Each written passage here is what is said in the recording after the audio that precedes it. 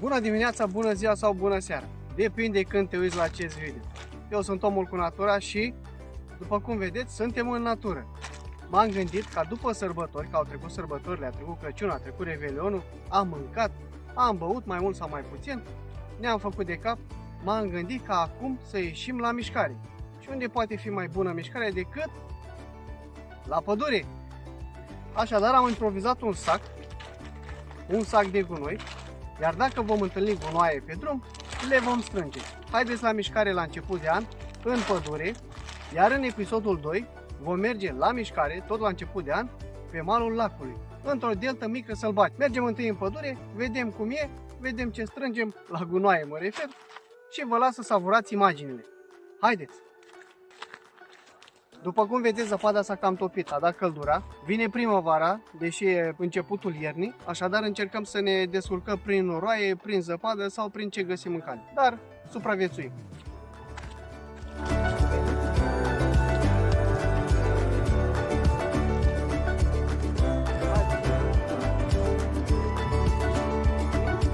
Da.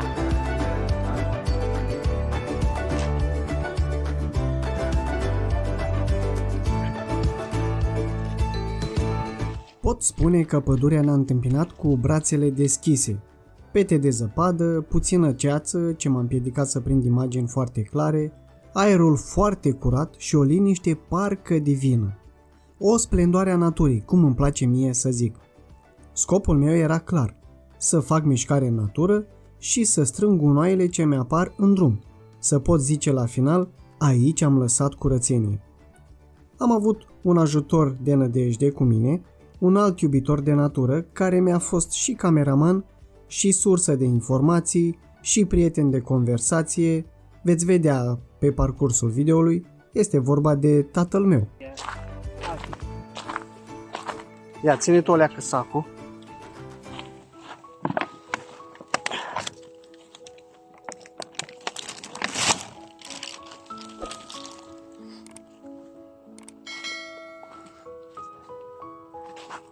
Paltin, zici că e asta? Da.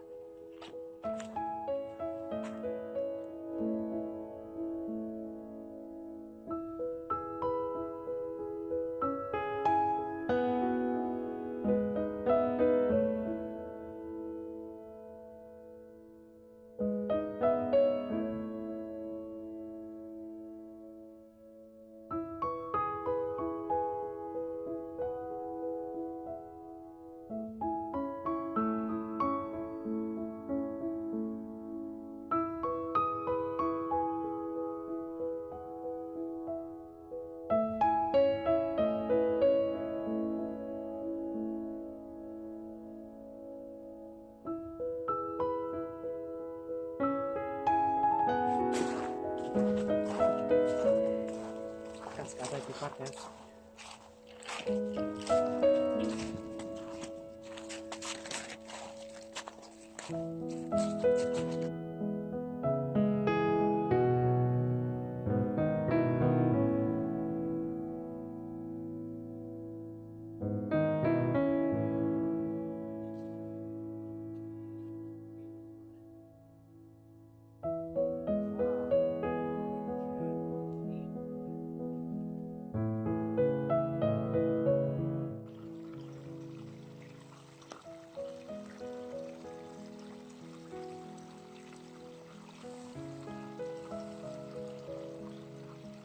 Asta este liniștea pădurii, liniștea naturii. Un loc superb în care poți să vii să te refaci după o viață plină de stres.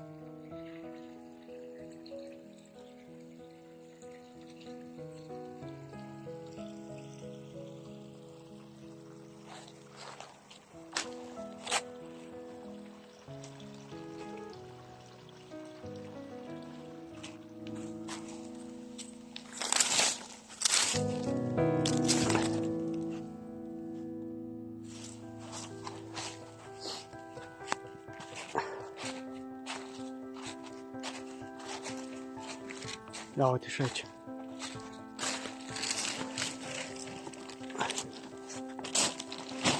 Apoi video ăsta se poate chema Ecologizăm natura. Cred că mă de Ai stâncă, venit, totuși, de ia. Da, uite, e înfipt în copac.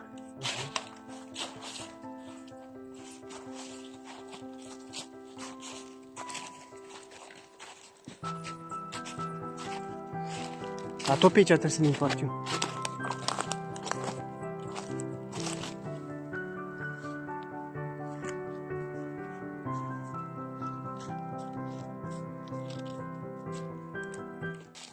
După cum vedeți, toți ne întristăm când vedem natură moartă în pădure.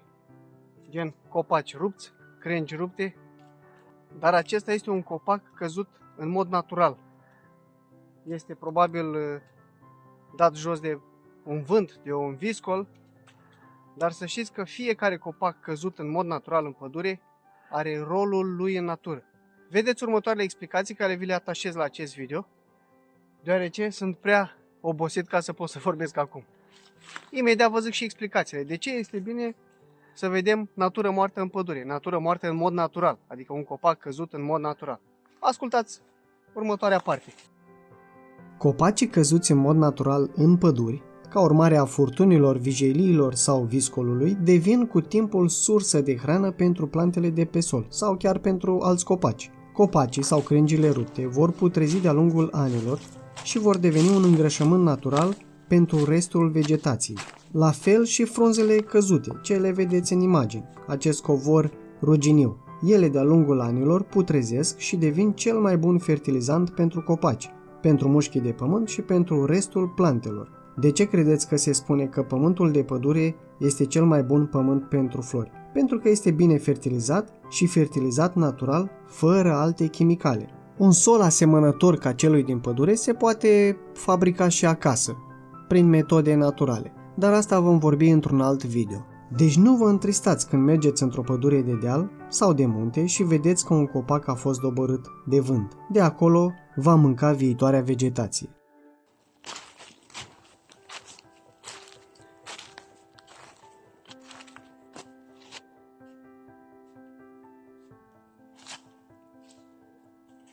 Ați văzut videoclipul în care povesteam despre iască, acea ciupercă a copacului?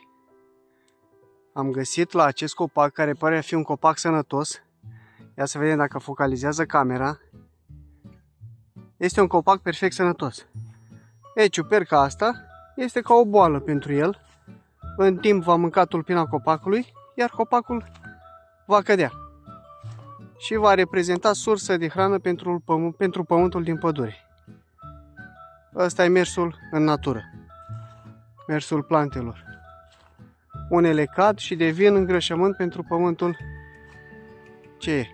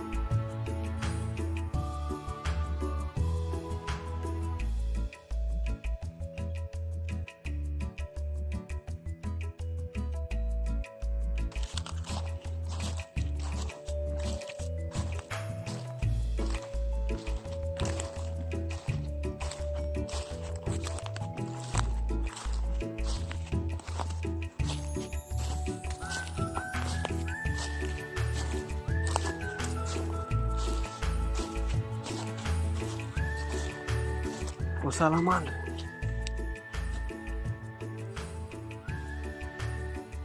Hai, merge.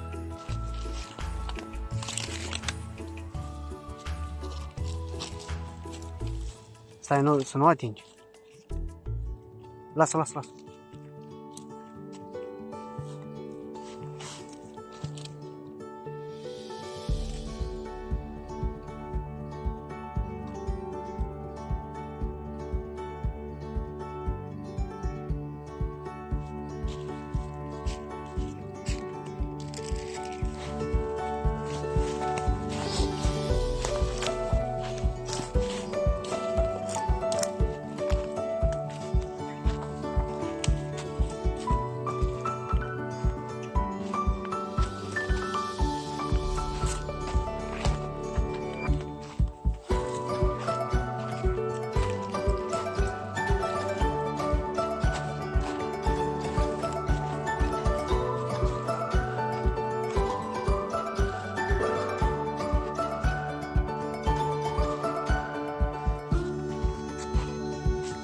Totdeauna nouă oamenilor ne-a plăcut confortul. Și să recunoaștem, cui nu-i place să trăiască în confort. Dar de multe ori, confortul nostru provoacă daune ireparabile naturii. Numai în ultimul deceniu pe glob au fost produse mai multe produse din plastic decât în ultima 100 de ani. Mai simplu, în 10 ani s-a produs plastic mai mult decât s-ar fi produs în 100 de ani. Pungi, ambalaje, sticle, pahare, acestea au fost cele mai multe deșeuri ce le-am cules în această după-amiază în pădure. Ne place să mâncăm chipsuri, croasante, biscuiți, pâine, ne place să bem un suc, o bere, chiar și spirtoase când mergem la pădure. Dar de ce ne este atât de greu să le punem într-o pungă de gunoi, într-un sac menajer sau chiar într-o sacoșă și să o ducem la cel mai apropiat tomberon? De ce oare ne este mai ușor să plecăm în natură cu 5, 6, 7 kg în spate în rucsac și să ne întoarcem doar cu 1 kg de deșeu pe care să-l lăsăm la tomberon? Deșeu ce reprezintă doar ambalajele. Oare de ce? Dacă nu știai, plasticul provoacă daune grave mediului, de la producerea lui până la eliminarea lui. Acum, în natură, sunt amenințate foarte multe specii de animale sau chiar de plante cu dispariția, din cauza consumului sau din cauza otrăvirii cu plastic. Știai că plasticul stă în pământ sau la suprafața lui de la 200 de ani până la chiar 1000 de ani pentru a se descompune? După ce ajung în pământ, toate materialele plastice se descompun în particule mici și eliberează în mediu substanțe chimice adăugate lor în timpul producției. Substanțe ce pot fi clor, diverse elemente chimice, diverse elemente toxice sau cancerigene. Aceste substanțe chimice se infiltrează în subteran, în cele mai apropiate surse de apă, ceea ce duce, unde credeți? La moarte și îmbolnăvire. Noi ne mirăm că am băut apă de izvor, apă curată de izvor, și am făcut o formă de iritație pe piele, o dermatită, o alergie, dar v-ați gândit că poate e de la toxicitatea plasticelor descompuse? Haideți să schimbăm ceva pentru natură. Voi vă gândiți că natura sau mediul este cel care ne ține în viață? Ce așteptăm?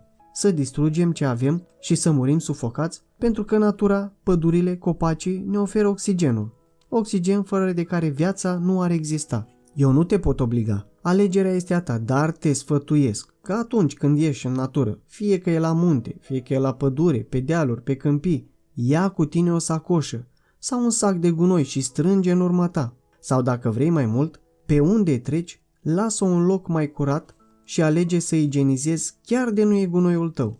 Și pleacă cu gândul, acest loc l-am curățat eu. Haideți să fim mai buni cu natura și haideți să ocrotim natura.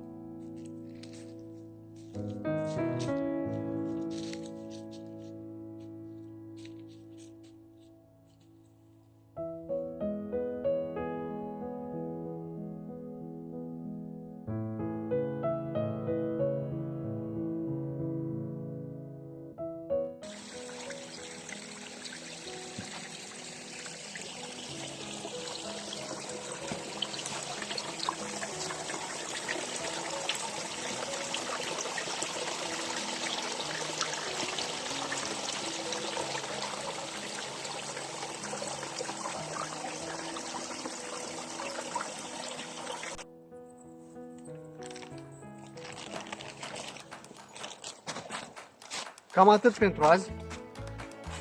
Am ars câteva calorii. Deci se cunoaște că am mâncat mult de sărbători. Asta este prada noastră când vine vorba de gunoaie și de igienizare. Numai plastic, numai produse pe bază de plastic, ceea ce e cei mai toxic pentru pădure. Mulțumesc că ați rămas până acum cu mine pe acest video. Vă sfătuiesc să ieșiți în natură, să ieșiți în pădure și nu numai în pădure, că natura nu înseamnă numai pădure. Deci cotați aici lângă mine. Și să vă relaxați, să vă păstrați sănătatea curată, pentru că natura înseamnă sănătate. Vă aștept și la următorul video, care va fi tot în natură, dar într-un alt mediu de natură, veți vedea în video următor. Și dacă aveți să-mi dați un mesaj pe Instagram, Omul cu Natura, pe TikTok, Omul cu Natura, sau pe grupul de Facebook, Oameni cu Natura. Un grup pe care încerc să adun cât mai multe persoane iubitoare de natură.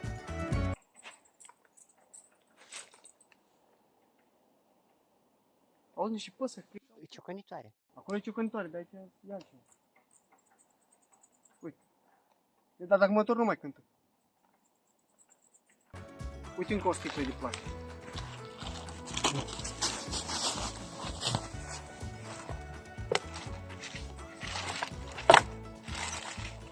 Când vrei să faci bine în natură, îl faci. Fie că filmezi, fie că nu filmezi, gunoiul îl vezi și îl strângi. Sau cel puțin așa ar trebui, să îl strângem. Asta va merge la tomberonul de gunoaie de reciclabile de plastic. Și cam asta a fost pentru astăzi. Mulțumesc încă o dată. Dacă ți-a plăcut, dă un like. Nu-mi da mie like, dă naturii like.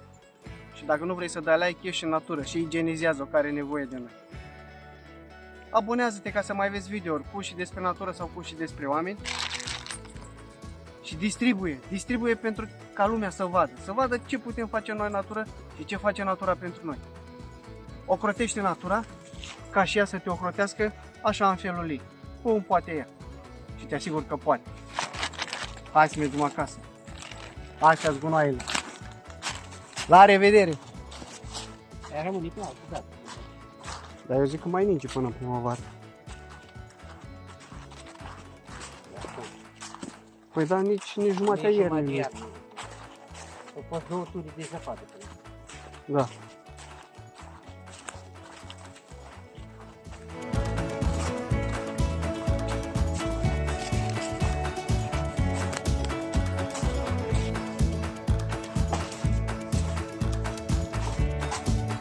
Recolta de gunoaie. Hai să vedem dacă avem.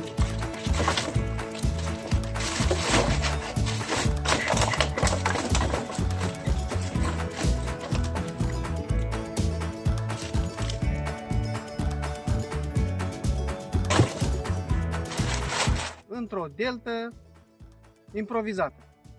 Cum se zice? Deltă. Și vă las să... Stai, ce vreau să zic? Ce mai vreau să mai zic?